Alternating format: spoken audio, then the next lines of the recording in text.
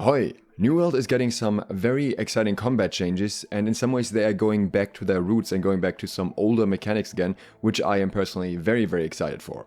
Just to give you a brief idea at the start here, you can expect more changes to equip weights, healing in general, weapon synergy and effects, homing and aim of weapons, heavy attacks and magic, so tons to look forward to here. This was announced today by David, who had his last Balance of Power show and is unfortunately moving into another role in the company, and Josh, a combat designer, as well as JR, the combat lead, who are taking over the show now. I personally will definitely miss David in this role. I thought he had a very good way of conveying this information, but we got a ton of new good information today, so we'll continue with that. First up, the equip load changes. We obviously had the change to the heavy dodge, increasing the stamina cost in the January patch, and they said that medium is in a relatively good spot, or was prior to this change as well, while the others, being light and heavy, are pretty strong. So they don't really want to buff medium, and they don't want to go back to a dodge spam meta, but made the adjustment to heavy instead. And they say that this ties into some other things they might look into in the future. Now in a vacuum I find this to be a very frustrating statement, and the current changes I am not entirely happy with, because it's basically saying light and heavy are too strong, but we're only nerfing heavy. But there is a reason that runs a lot deeper, which they discuss a little bit later. I'm going to skip to that part first because it's very relevant here. They want to have a universal value for each of the equip weights, and they want each to roughly be equally used. At the moment, light and heavy are generally favored, or at least pre-patch when this was discussed, and they want medium equip load to instead be the default equip load that basically has no pros and cons, it's just very balanced. And then what they want to do is make light and heavy have more pros and more cons each. So light should have more damage but less defense, and heavy should have less damage but more defense and survivability. Of course, this exists through various means already. For example, with things like the crit damage reduction, we have something like that with the damage output. There are various factors that affect this, but it sounds like they want to go further in that direction and have more clearly defined roles based on your equip load. For now, the plan is to keep the dodges for each equip load different, because it kind of distinguishes them from each other. Iframes, immunity frames, and the phases where you can't home onto a target, can't lock onto a target while they're dodging, are normalized between all equip roles right now. They are considering to maybe look at that again in the future. They discussed some other changes from the January patch, such as the flamethrower and the fireball, as well as the artifacts being turned off, winged leather shoes because of the infinite haste, and boltcast because of the PvE and PvP damage conversion issue, but we didn't really hear anything new there, and most of those should already be resolved by now. But then they moved on to the vision of the future of combat in New World. The life staff got its own section here.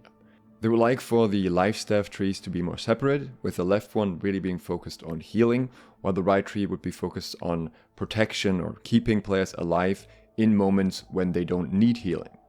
We can currently see hints of this with the base functionality of Orb of Protection, but obviously pretty much everything on the life staff trees results mostly in healing at the moment. Most of the time, outliers exist, like obviously fortifying sacred ground is also a different story, and I could possibly see that being moved away from the healing tree into the protectors tree as well, the fortifying aspect of it, because obviously that kind of covers both. When it comes to healing, they want to have a proactive and a reactive portion. Reactive is obviously you just heal them when they lost health, whereas proactive would be if your teammates are all good on health, then you can just overload them with protection in some form, so they just take less damage in the first place and need less healing. They also see this as a way to avoid overhealing while still being able to do something as a healer at the same time. When it comes to possible mechanics that could be used for this, we don't have to look far, because the right tree on the flail already has a lot of these ideas, like sharing damage, giving allies absorption as well as normal fortifies, and all those kind of things that could play into this somehow, which I could see very much on the life staff as well. If you enjoyed the video so far, consider subscribing, clicking the bell, and if you want to support me further and get early trading tips, you can do so on my Patreon. The next point is incredibly exciting to me, and this is where we're going back to something that somewhat used to be there. They want to improve weapon synergy. And in order to do that, they want more of the passive aspect of a weapon to potentially carry over when you swap to another weapon. Now, they are aware that they have to do a lot of work with that, because otherwise some things would absolutely be broken. And they have to be very careful and strategic and look for the ones that can persist where it's actually reasonable. In order to do that, they may also potentially add new passive effects or change existing ones that work with that. Now, if you're maybe newer to New World and you're not familiar with these old things that carried over, so there were certain empowers and other effects from weapons that would stay when you switched, and sometimes things would get absolutely broken. I think there was a bug back then where certain empowers from the Great Axe could carry over, and the Great Axe, which consistently sits at empower cap, was obviously insanely strong, or rather made the other weapon insanely strong.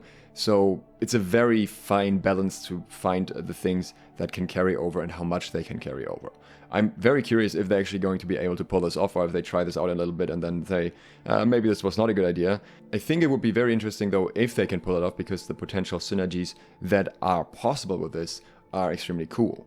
Ironically, in some ways, this would also lead to better weapon balance. For example, the Ice Gauntlet currently has a lot of effects that carry over. They aren't so much empowers or anything, but abilities that persist. You can put down an Ice Storm, you can put down an Ice Shower, and you can put down a Pylon, and all of those will exist while you are on your other weapon, which is very, very strong and I think often underrated. Offsetting that by making other weapons carry over some effect as well would, in my opinion, make things more fair.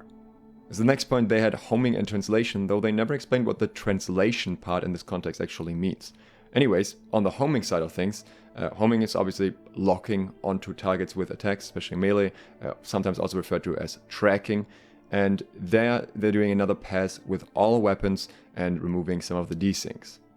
They also said that some weapons attract too much and others not enough. If you want some examples of that, I would say that, for example, Leaping Strike tends to attract too much, because you can sometimes really just lock onto targets that are close to you but not even really in your way, whereas Skewer on the Spear would not attract enough, where it's just you jumping through a target pretty much and sometimes still not hitting them. In this context, they also specifically confirmed that Voidblade will be getting another homing pass, which I am very, very excited about. But there's even more happening both in the melee and magic department. Heavy attacks are currently not seeing enough usage in PvP. Of course, there are exceptions. Ranged heavy attacks are used a fair bit actually, and some melee weapons like Greatsword and sometimes Warhammer do use heavy attacks. Sometimes you'll also see on Great Axe, but generally they have too much commitment behind them where you're just locked in place, so light attacks are often more useful. So they're doing another pass on heavy attacks, and this is something where they said this could possibly be very expensive for animation costs, so it'll definitely take a while as well, and they'll probably have to see if they do it in the first place. But they are considering that you might be able to move around while charging your heavy attack. I'm sure there will be restrictions to that, like slow down while walking, but I think that would be incredibly exciting, and it would very much enhance the combat in New World because, again, heavy attacks are rarely used because they're usually just not effective enough. I'm sure some people will make arguments that other games also have heavy attacks where you're standing still, but most of those examples, like if you, for example, look at Souls-like games or anything along those lines, are primarily PvE games. They have PvP aspects, but they are not revolving around PvP, so I think it's a very different dynamic. Whereas in New World, on the PvE side of things, heavy attacks are also used more, but on the PvP side of things, they're just not used nearly as much. I wouldn't expect this anytime soon, but it would be very cool if they can make it work. On the topic of magic, they said that mana is in a very weird spot. It's either ignored entirely or extremely limiting, because it's either you're just not burning enough mana at all, or you're just constantly low and not have enough ways to get mana back. They want to make the flow of mana more dynamic and increase the regeneration rate. At the moment it takes 50 seconds to fully regenerate your mana from 0, and they want to cut that down to roughly a quarter of that time. In other words, that would be full mana in 12.5 seconds. They want to make it so that you regenerate mana quickly, but you also burn through it quickly, and use that as a bit of a burst limiter for magical weapons. Personally, I would expect this to particularly affect Fire Staff, maybe also Flamethrower. They said this may also open up a consumable slot because you may not need to slot mana pots. They hope that this makes it more fun to interact with instead of just an annoyance as mana currently is. Last but not least, they're doing a pass on navigation and locomotion. They think that the basic movement could use some work. It's sometimes janky and not syncing up properly and everything, so they want to do another pass on those animations and make sure that that all looks and feels clean. They have no time or schedule on any of this. This is just things they're generally working on. Those are their goals over the next year or so. So nothing where we can expect a set date of any kind. But still, I think those are changes to look forward to. Once we know more about them, I will of course let you know, so consider subscribing and clicking the bell if you want to get notified. If you'd like to support me further, you can do so on my Patreon. Thanks to my patrons who do exactly that. And thank you for watching. SLOTH, out.